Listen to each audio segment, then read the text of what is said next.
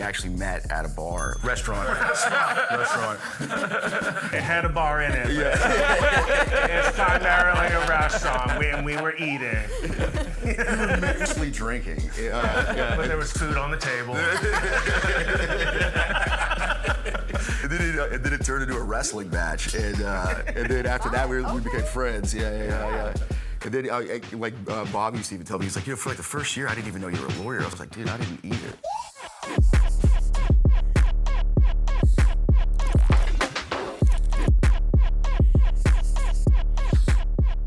Welcome to the Jon and Marc podcast. We're live in Houston. I have my co-host here, Jen, because Jon is still out on maternity leave. We have some Houston natives, Anthony Pusch and Bob Wynne, joining us from Pusch Wynne in Houston. Very excited to talk to you guys today.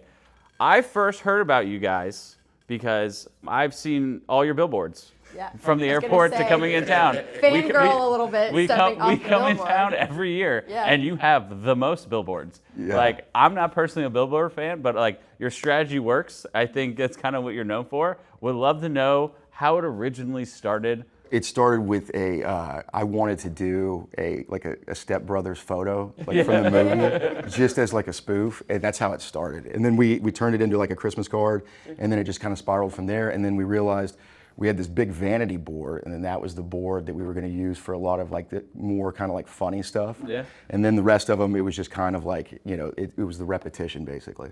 Did you just do this yourself, or did you pitch it to your marketing manager? No, we did all the marketing in-house. Yeah. All the marketing in-house. It was kind of like, it was basically bro math. If we thought it was good, we ran with it. And I'd love to say that all the ideas were, came from me, but they didn't. It was, we had a great team. We have a great team, and they always float new ideas and new things, and they always bring it to us. And it's like, if we like it, we run it. If we don't, we don't. I want to dive into like more details about it. So originally, did you just have one billboard that you were like, let's put something up on, or did you already have multiple boards and you're like, let's mix it up? So we were running PPC basically at pay-per-click, and then it was just like it was getting so pricey because we had a lot of out-of-town competitors coming in. They were big. Houston, for everyone knows, Houston's an incredibly competitive market. It's like the most competitive. I think outside of maybe LA County. It's very. So basically, long story longer, the price point just wasn't there for us anymore. So we were like, let's switch to print. And it was something that we had always talked about.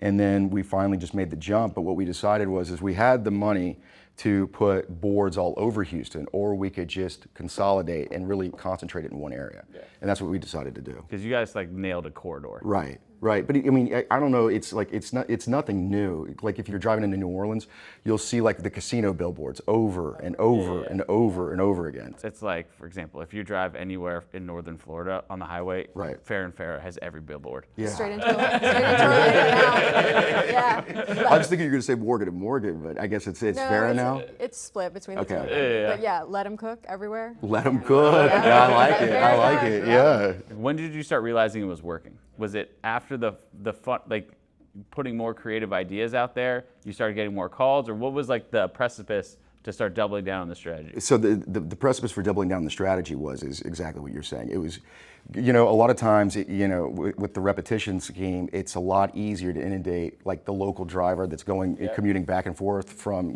45 South up into Houston, if you hit them multiple times. And so we were able to gain traction pretty quickly. And then the vanity board, I think, is what broke through the noise, so to speak. And so basically what I mean by that is it went viral. And that was kind of what kicked it. What was the first one that went viral? Step Brothers. But it was brothers. It was Law Brothers. I originally wanted to do Brothers-in-Law. Yeah. But it was like it didn't play as well with the movie, so we switched it.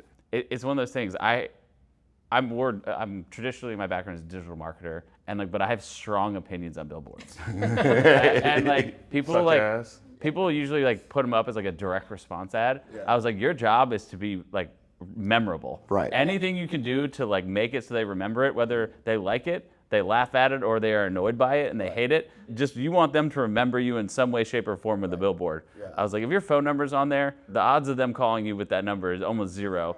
But if they're like, if I see one more Pusch Wynne ad, Right. you are successful. Right. Well, and it's like we were talking about that as well. We do have the number on the board, but it's like we know everybody's just typing it into Google. Like that's exactly what they're doing. And then it's like we've had to start thinking about brand protection on Google because we backed off of PPC altogether. Yeah. But now you have competitors coming in bidding on our name or our slogan or whatever else it is. And so we'll have sponsored ads like well above our actual website. So it's one of those things where we're going to get back into PPC though. Yeah, I would say that one of the things we talk about a lot of firms we work with who do traditional advertising, it's like whatever the budget needs to be for brand protection, you need to do it because once you start advertising on TV or a lot of out of home, people will start bidding on your names to try and steal that traffic that's going to Especially you. if you have a slogan like yours. Like, that's iconic. Yeah, well, to your point, what you were talking about, whether it's bad press or whatever, it's as long as people are talking about it. Like the first billboard that we really kind of got, like call-ins where it's like people were calling in just to complain. It was the Brokeback billboard. Yeah. Well, I loved it. Like I always wanted to do a board like that, and then when we finally were able to do it, it's like I knew we were on the right track because we launched it during rodeo season. Oh God. And it was like some woman called in and she was like, "Are you fucking kidding me? Like during rodeo season?" She was like, "I ought to sue you for intentional infliction." And I'm like, "Okay." But I wanted to save the recording and then do like a voiceover for like a photo on like social media with the board, and then just like the caption like another satisfied customer. But nobody liked that idea, so I was like, all right, I pulled away from it. And then the latest one, I knew it was doing all right when the first day it went up, we had to call in and somebody was complaining. It was the Epstein billboard. Yeah. She was like, "You're making fun of this stuff." It's like we're actually kind of like drawing attention to it through humor, but okay. But so, What would you say has been your most successful billboard? the Brokeback. The Brokeback Yeah, one? I would say so. That's when we really started seeing an uptick in signups directly related, just specifically stating Billboard. Because a lot of times, when we call them PCs or PNCs, potential new client, when they call in, what you'll see when you're looking at it is, "Hey, how'd you hear about us?" A lot of times they'll say Google or website, but it's like our website, we're not doing SEO, we're not doing PPC, so there's nothing really driving traffic other than the marketing. Yeah. So we know that if they're using the website, more likely than not, it's because they've seen our marketing from somewhere else. Yep. And so we really noticed an uptick though directly where they're calling in saying Billboard, Billboard, Billboard. So it was like we were getting like, I think around that time period, like upwards of 70 direct, where PCs were calling in saying Billboard. Yeah. So I was like, all right, so monthly, that was actually pretty good. How long was it when you first put up the first like creative billboard till like you started realizing this is the strategy that works? It wasn't long at all. It was, I want to say it was probably about 3 or 4 months. Okay. Where we really kind of started to see the snowball. But you have to understand, we weren't just running the boards by themselves. We were also running TV and radio. Well, you have a partner here too. I was gonna say. Can we introduce Bob? Absolutely. Yeah. Bob, introduce yourself. You're new to the firm. So I'm new. I've been new to the firm since October. I'm Bob Wynne, Wynne. But Anthony and I have been pretty good buddies for 5 years now, long before we, got into business together. So I view myself more as Anthony's friend first and sort of his, colleague second. So everything he's telling you is 100% right. He is a marketing genius. He's a business genius. He's a good lawyer. Yeah. He's an incredible businessman. And what he's done is, the amazing part is, so many of the billboard ideas, especially the vanity ones, that have really brought so much, positive attention in the community, have either come directly from Anthony's brain or from other staff at our office, his brain. I don't think any of the ideas, either before me or after me, have come from an outside source. I think it's all internal. And I think that's a credit to Anthony because he allows our firm a misfit island or Misfit toys. That's what I call our firm. I call us, it's like the 1960s or 1970s Oakland Raiders. Like Anthony kind of is the Al Davis mad genius behind it all. Just win, baby, Pusch Wynne. That's just who he is. Well, that was very kind of you to say, but no, like with Bob, he's right. We've been friends since 2021, and we actually met at a bar, like, and we got in like a Restaurant. restaurant. It had a bar in it. It's primarily a restaurant, and we were eating. We were mostly drinking. But there was food on the table. And then it turned into a wrestling match, and then after that we became friends. Yeah.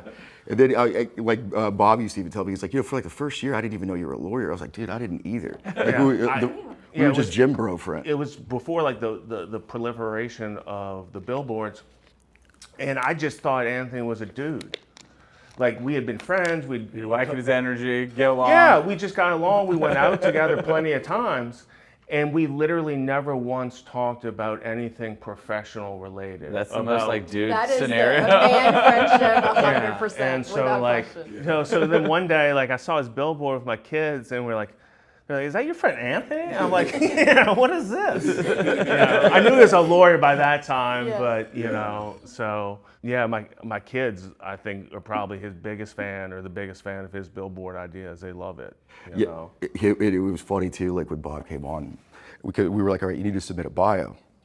He submits his bio, and I was reading through his bio, and it's like at first you're kind of laughing, and then you're crying. I was like, dude, you don't get it. And he was like, what? I was like, we don't look like we're from the same firm. No. He's like, what, he goes, what do you mean? I was like, I'm gonna have to lie and rewrite my bio to like beef it up. It's like almost went to prison, went to law school instead. It's like basically mine. And then his is like, #1 in his class from LSU. He won the Nick Saban Award for best offensive lineman, and then he goes off to Loyola Law School. He's editor-in-chief. #1 in his class there, then clerks for a federal judge in the Middle District of Louisiana. And I mean, it was like the list just went on. And then we had one of the named partners from Arnold and Nick call us up when they found out that he was, he became the partner. And he was like, you have no idea how cool this is. I was like, what are you talking about? He goes, Bob is literally one of the best attorneys that's ever walked through our door. He was like, I was really upset when he decided to leave and went off on his own.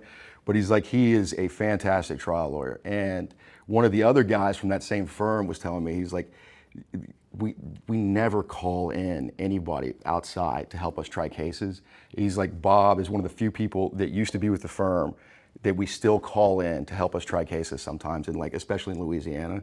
I was like, I had no idea. And then reading the bio, reading all the things about him, it was crazy, because I was like, okay, I've really got to try to step my game up to compete with this guy. But then I finally got to see him in action firsthand when he tried a case with one of our young attorneys. And I watched his voir dire, and you and I were talking about this earlier. Before but one of the craziest things about it was I was like, okay, I'm not the trial guy. Yeah. Like, it's like, as much as I think it's cool and as much as I would love to get in there and do it, like, nobody's gonna be able to do it like this guy just did it. Because it was like, he got the judge in voir dire to stand up and take a bow while the entire gallery clapped. I was like, what the fuck is happening here? One of the things I was always taught coming up was by academics is don't speak in cliches, don't tell stories, and that's completely wrong for trial lawyers. I speak in so many cliches and so many transitions. And at some point in time, I was talking to the jury in voir dire, because so many of them see television or TV dramas or comedies about the courtroom. And I say, I tell them there's like basically three, universal truths, in comparison between the TV dramas and the reality of the courtroom. And the first one is what you see in the TV and movies is always going to be substantially more entertaining and cooler and more interesting than what you're going to see here. Two, on TVs and movies, the lawyers you see are always going to be better looking and better paid than the real ones here in the courthouse. And then I said, and the third thing is the judges you see in the TVs and movies are never going to be as cool or as a good looking or awesome or just morally strong as the judges in the Harris County courthouse system. And this was in the middle, but the whole jury just started laughing and going nuts, and so the judge loved it too. So she got up and She did. A very performative bow. A lot of times, voir dire, some people like to do it to try, especially on the plaintiff side, like to do it to strike, try to just, weed out anybody who's not on board with giving money or lots of money. And I think that's a great strategy. The other side is sometimes you're trying to make people like you, and that's a great strategy to sort of build credibility early on, camaraderie, laughter. And that, it's hard to do both, and you want to do both. For this case, it was against the city of Houston, so they're capped at $250,000. So I knew I don't necessarily need people who can give out $50 million awards. Yeah, because you can't. I want to focus more on them believing me and trusting me as a narrator through this process, because there's only so much we can get. And the real issue in this case is, who are they going to believe on this one or two issues? So I said, for that one, I'm going to throw the curveball as opposed to the high fastball. But it was a great experience because one of our young lawyers who just turned 29, Hayden, had never tried a case before. Yeah, shout out to Hayden. Had never tried a case before. And so this was his first one, and the first day I was introduced to the firm at a party in October, I met Hayden, and he was telling me how he was supposed to have gone to trial a week or two previously on this case. And the person he was going to try it with had left the firm, and so he was going to have to try it on his own. I said, man, I'll do it with you. And so that's how we ended up just going to trial on this one, and we had a pretty good time. I mean, we got the full $250. The jury awarded us everything we asked for. Yeah, and the pretrial offer was like $12,000, I think. So it's Yeah. like they weren't offering shit. Yeah, they offered $12,000, and I think they sent the check for the $250. They did. So that's not a bad result. No, not at all. It was actually pretty cool. And then the other cool thing is that it was our trial team. So we have like a trial paralegal and some other people working at the firm. And Paula's the trial paralegal, and she came up after the trial to me, and she was talking to me, and she was saying that's the most fun I've ever had actually at trial, because we had another guy that was trying a lot of our cases prior to Bob coming on board, and he had left, and he was more, very like rigid, and it was like everything had to be a certain way, and Bob was more fluid and just kind of had fun with it. And she was like, I've never had this much fun at trial. She was like, this was a blast. And so, I mean, it was fun watching him, because then you could see jurors sitting in like the edge of their seat when he was cross-examining a witness, like, come on, you've almost got him. Like they were like on bated breath, like waiting for him to actually go in for the final blows. It was very cool, because it's like you've never really, or I haven't anyway, I haven't really seen anybody who's been able to connect that well. Yeah. So I thought that was really cool. Yeah, I mean, on that point, I think a lot of people look at trials as sort of like something difficult or a hard thing, almost like going on to some military conquest. And I tend not to look at it that way. I used to be a ball player growing up, so like trials to me is the game. Mm-hmm. If you're not having fun on game day, why are you even in the business? Mm-hmm. The stuff that sucks is the practice. That's why you get paid to do all the discovery stuff. Showing up to trial, man, this is, I'm excited about it. Like, you get to talk to juries. How often you get to talk to people who aren't involved in the system, who have no interest in the system. That's fun, and they will tell you things that you never even thought of, either in the voir dire or after the petit jury returns their verdict. If the judge lets you talk to them and they want to talk to you, they'll tell you things. You're like, what the heck were you, like, that never even crossed my mind.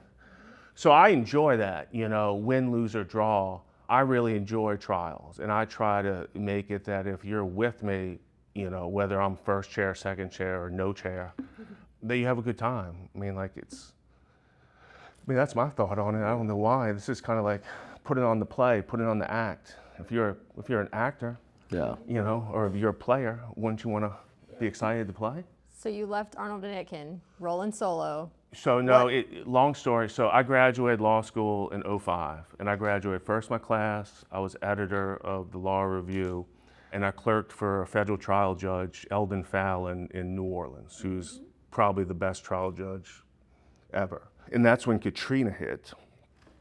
So we relocated to Houston temporarily, went back, clerked for an appellate judge in New Orleans, Jack Weiner, great dude. And then I moved to Houston permanently after that. I'd seen how green the grass was in Texas, and I was like, man, are you kidding me? Like the starting salaries in Texas at that time were over twice what the starting salaries were for the equivalent firms between New Orleans or Louisiana and Texas. So I came over here in '07 and started working for a large New York-based firm with, I don't know, dozens of offices around the world and 1,000+ lawyers. And I hated every minute of it. Nothing against those firms or people who do that or like it. It wasn't a plaintiff's firm, though. No, it? it was a transactional. Am law, Yeah, one of the they literally had 1,200 lawyers and 50 offices in every country you could think of. And I was like, man, this is not for me. Like, there are 20-year partners who never see the courtroom, and that's all I ever wanted to do was do the courtroom. And so I started looking for something else, and what I realized was for young lawyers who want actual courtroom experience, I found, at least in Houston, there are only really two ways to get it. One is you go become an assistant district attorney, or you go work for a plaintiff's law firm. Mm-hmm. And either way, you're not going to get paid a ton of money. You're going to get a caseload that is well above anything you're prepared for, and you're going to be in court every day. And if you like it, it's going to teach you everything you need to know. And if you don't like it, well, then maybe it's an encouragement to say, hey, go find a different career. So I found Arnold and Nick, or they found me. And it was early on in their days before, they really hit it off big. So we weren't always dealing with, billion-dollar cases and huge plan explosions. It was, we had some low-rung stuff back in the day, but it was great. I loved it, and so I did that for 2 years. But then I had 3 kids, and working that much and being in a different city on a different day on a different case was a little much. So I left, and I ended up going to work for Rusty Hardin at his firm, and he had traditionally been a criminal prosecutor, then a criminal defense lawyer, but he generally was a trial lawyer. Any type of case, it doesn't matter whether it's probate, family law, federal court, Star of Hope, parking lot, he'll go try a case, right?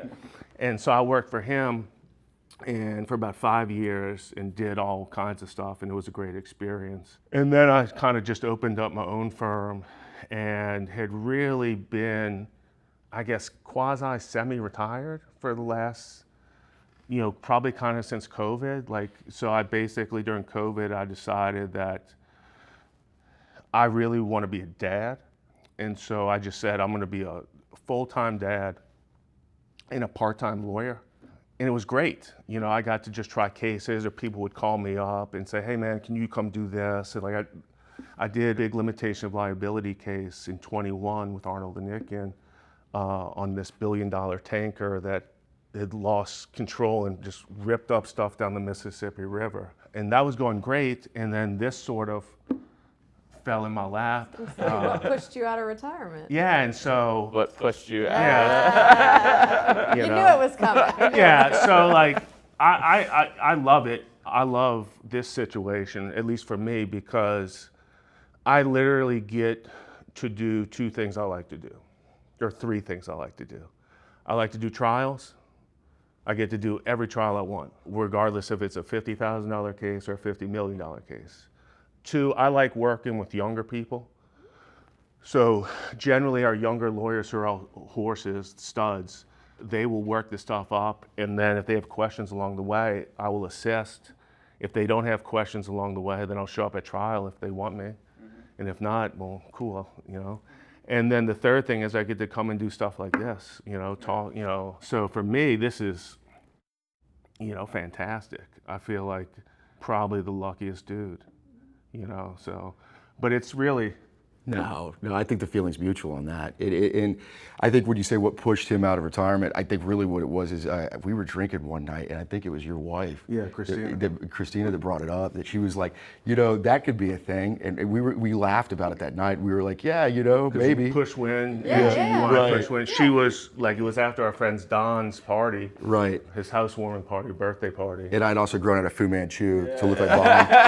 Yeah, we have pictures of it. If that's not a Billboard. Yeah, we probably should then. Yeah, but it is. But yeah, it did. So we had talked about it that night, and then we never really brought it up again. And Bob remembered the date. I didn't.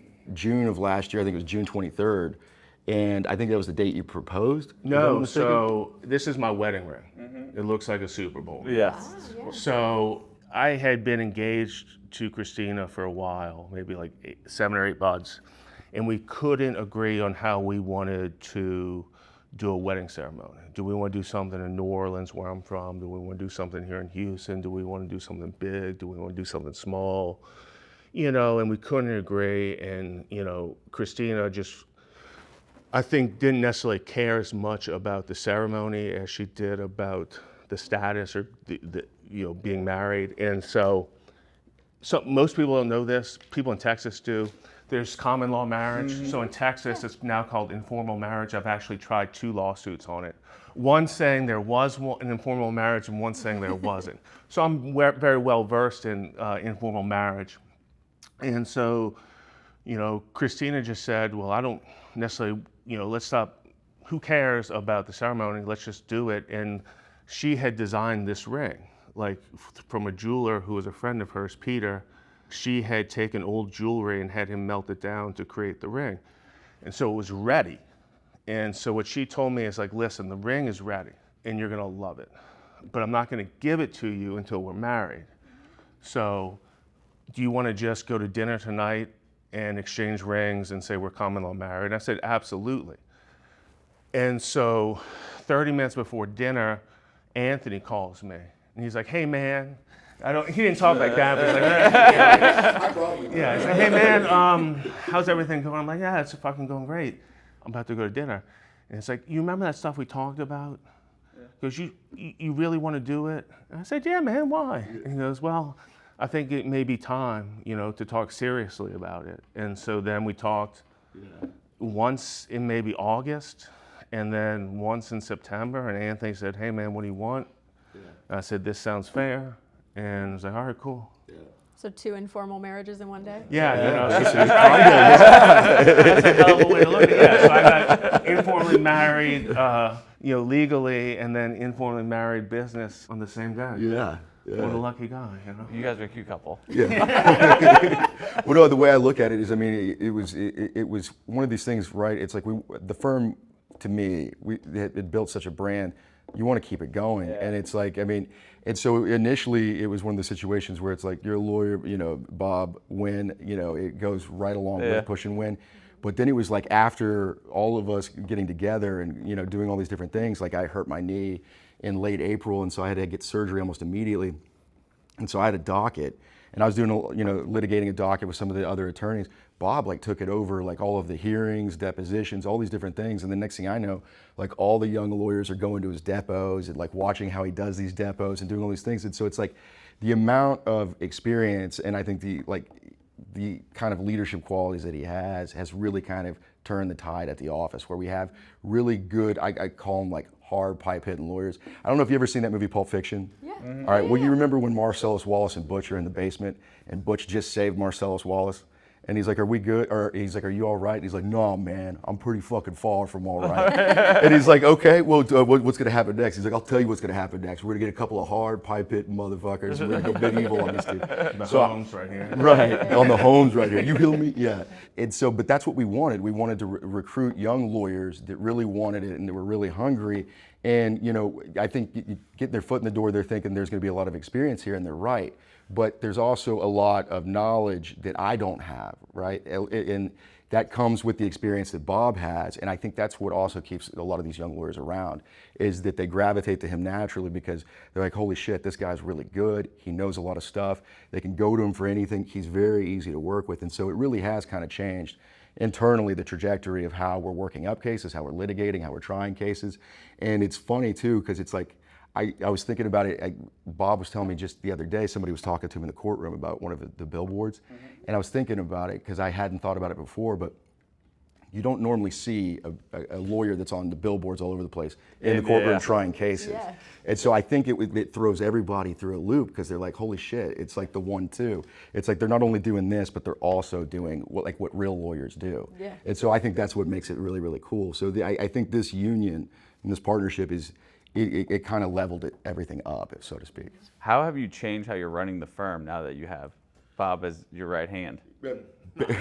Yeah, you know, Bob, I mean, I look at Bob a lot as like a confidant, if that makes sense. So it's like, if I'm unsure about something or if I need advice, because it's like he's been in this game for much longer than I have. I started late and I'm a little younger, so I don't have as much of a breadth of experience, and I never worked for anybody else. Yeah. And so, you know, getting to bounce ideas off of him, because he's basically seen it all, and he knows how to handle like all these different storms, how to weather them. And sometimes I'll get so worked up about something that's really not that big of a deal.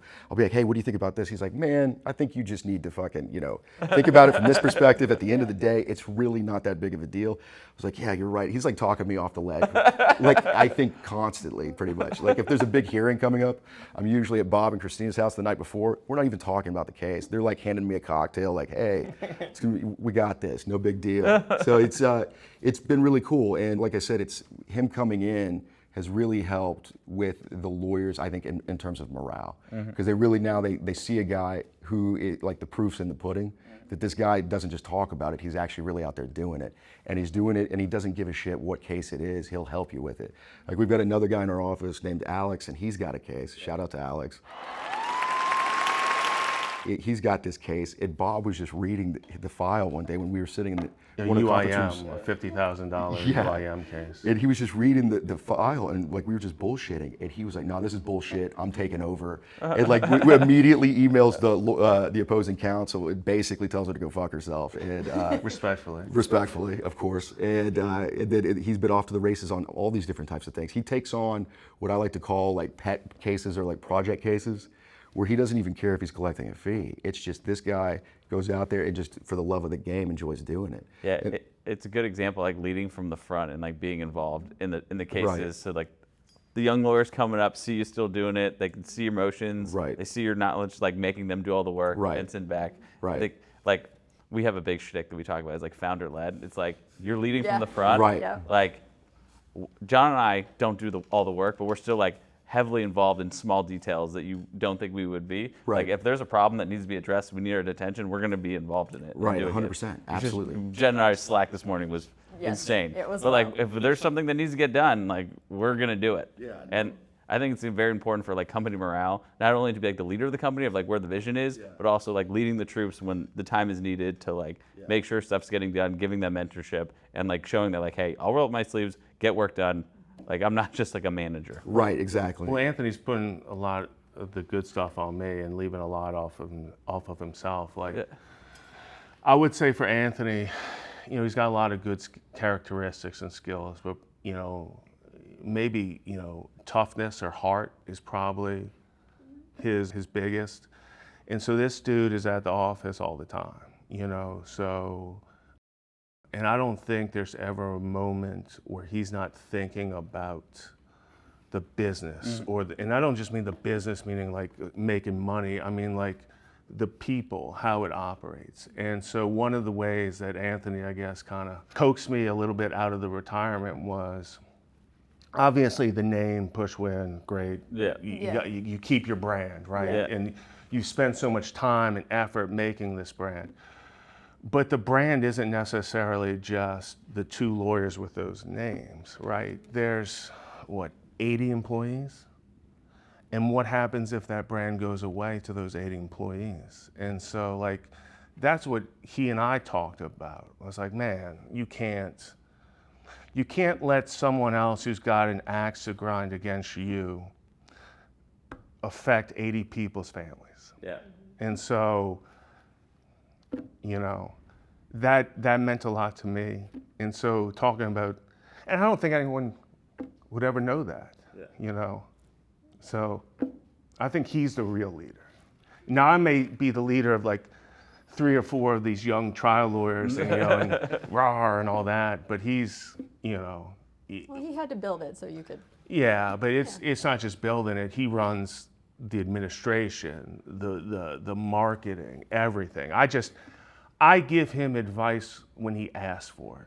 That's basically the limit of my role. But I ask all the time, and to the point sometimes where I'm like, I should probably stop asking so many questions. But like the other thing that he's talking about is, we call it the island of misfit toys, because it's like a lot of the people that are at the firm, it's like they probably could have fit in anywhere else, but it's just they get to be themselves. But one of the cool things that we like about it is that it is kind of like that team building thing where it's like everybody's kind of bonded, if that makes sense. And so it's like when you say it's like, I'm doing the admin or I'm doing all these other things, it's like I'm really not. I'm over there, working with them on it, but it's like we've got a hell of a team that does a really good job on a lot of this stuff. And it's like to the point now where a lot of the stuff for marketing that comes up, it's not me or Bob necessarily, it's somebody, floating it across the table and saying, hey, do you like it or not, yay or nay?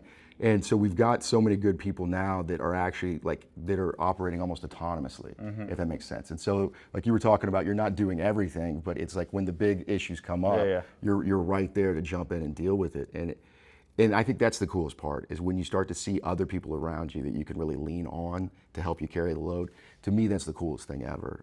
I couldn't agree more. I got business coaching and mentorship, once the business started taking off, and they're like, the number one most important thing you need to do as an owner is whoever makes the company the most amount of money.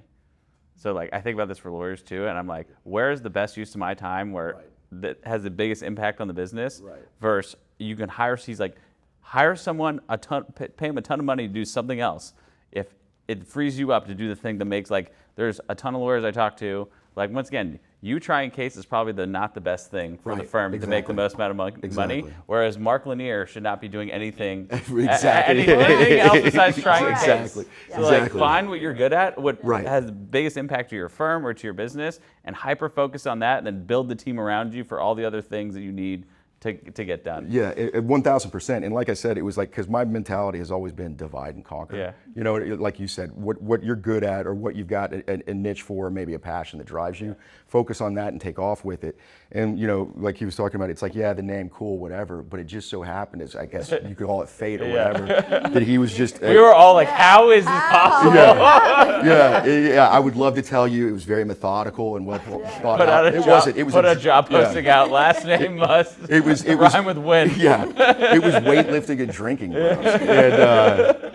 And then it just so happened that it was like that divide and conquer kind of mindset where it's like, okay, focus on this one area that makes you the most amount of money, that you have a partner that shows up that is literally strong where you're weak. So it's like the yin to your yang, so to speak. So it's like that person can go and carry that load and execute on those things, like you said, like Marc Lanier or whoever else it is that's really good at trials. It's like those people need to focus on that, and you shouldn't worry too much about spending time building, your ability to try cases. Go out and find cases, or whatever the case may be. So and that's what's been so helpful, is now we've got a guy in the firm. I have a quote, rising tide raises all ships. I believe we've all heard it, but it's so true, especially for cases. It's like, if they know that you've got people there at that firm that can hit you, they're not going to lowball you. They're going to raise the offers on all the cases, because they just don't know which one Bob's going to fucking show up on. I mean, it could be the lowest limits case, or it could be a high level case. It just doesn't matter. So it's cool. I think that's one of the things that may be a little bit different about us Billboard lawyers, is that so many you hear this from a lot of the haters or the naysayers. They'll say Billboard lawyers have never seen a courtroom, aren't real Heard that real one many lawyers. times. They have to send it to someone else and all that. Well, that's not necessarily us. I'm not going to say we're the best lawyers in the world, but we're pretty okay. It's such a better story that this was organic and that you're authentically showing up in a courtroom and they can see you on Billboard. That's all even when I looked like this, I was still, this existed well before any notoriety. The hair, the Manchu. For those who don't know, Bob is also 6'5". I don't want to say how much I'll weigh. It's definitely north of 3 and south of 350. You don't So I think it's very unique for us that we are really great at marketing, and we're really great at handling the cases. when they get there. And there's not many people, at least in Houston or in Texas or anywhere, that can really say that they do both. And I think what makes our marketing sell is that it's authentic. Mm-hmm. If you meet us, you talk to us, it's like, oh, absolutely, these guys are doing this. Why wouldn't you? So, and it's the same thing with the courtroom stuff. And so I think it's a little bit of our authenticity as well as our eccentricity that really makes it resonate with people from a marketing standpoint. Mm-hmm. But again, that was really Anthony's idea and goal, was to create a law firm that could do both at the highest levels, that could go in and not just hustle cases from other lawyers, but could do direct to clients advertising, and then could monetize it in a way that provided the best representation to the clients, while also, making money for the business. I love what you guys have done. I've told a lot of the lawyers I talk to, like our clients and other people in the industry, I say, like, you need to figure a way to like stand out and make yourself different. Like, you can't, like, they're like, I'm like, what's different about you? Like, we're a real trial firm. Like, they're like, we care about our clients. I'm like, okay, give me something else. Like, you gotta, how are you gonna stand out? And like, you guys stand out because you're not a typical lawyer. Just you don't fit the mold, and that's your shtick. Yeah. And like, and that your advertising is aligned with that. It's very on brand for who you guys are personally. Anyone who meets them, this is exactly how they are off camera too. So it's not a lie. Yeah. No, but it's a great recipe for success. You're like, let's dive into who we are, put that into the marketing. That's your personality. We think this is funny, and see if it resonates. And it did. Yeah, that too, right? And it's like what Bob was saying. It's like, have fun doing it. Yeah. It's like I love this industry. Like, I love it, and so I love the fact that we get to do it and we get to have fun doing it and we get to do it our own way. I think that's the coolest shit ever. Dude, all right, we can go for a while. I want to wrap this up. You guys are busy and places to go. For anyone who wants to get in touch with you, ask you questions about your Billboard strategy, about trying cases, about the firm, about anything, how do they get in touch with you? They can shoot us an email at apush@pushwynne.com, or they can shoot us a phone call, 833-PUSH-WYNNE, or look us up online, pushwynne.com. Gentlemen, I really appreciate you guys coming on board. I had a fantastic conversation with you. I would love to have you back on and talk more, because maybe next time we do it over some drinks. And see where it goes. Some of the stuff might be a little. Maybe we could decide whether or not we should talk about it or not. Yeah. We'll cut the camera at the third drink. After 3, cut. Yeah. Thank you so much for being on. I really appreciate it, and I wish you guys the best. No, this is a blast. Yeah, thank you for having us. We appreciate it. Anthony Pusch and Bob Wynne. Subscribe to the Jon and Marc podcast. Boom.